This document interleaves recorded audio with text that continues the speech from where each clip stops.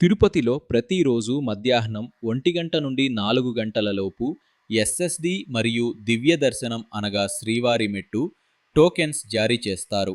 SSD టోకెన్లు ఇచ్చు ప్రదేశాలు శ్రీనివాసం కాంప్లెక్స్, ఆర్టీసీ బస్టాండ్ ఎదురుగా, విష్ణు నివాసం కాంప్లెక్స్, రైల్వే స్టేషన్ ఎదురుగా, భూదేవి కాంప్లెక్స్, అలిపిరి మెట్ల మార్గం వెళ్లే దారిలో లెఫ్ట్ సైడ్లో ఉంటుంది.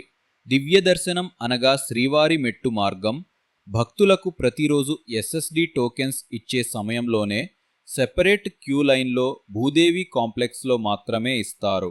ఈ టోకెన్ తీసుకున్న భక్తులు 1200 మెట్టు దగ్గర తప్పనిసరిగా స్కానింగ్ చేయించుకోవాలి. లేని ఎడల మిమ్మల్ని దర్శనానికి అనుమతించరు. తిరుమలలో కొనసాగుతున్న భక్తుల రద్దీ. ఉచిత దర్శనం కోసం 21 కంపార్ట్మెంట్లో వేచి ఉన్న భక్తులు. దర్శనానికి 15 గంటల సమయం పడుతుంది. 300 రూపాయలు శీఘ్ర దర్శనంకు.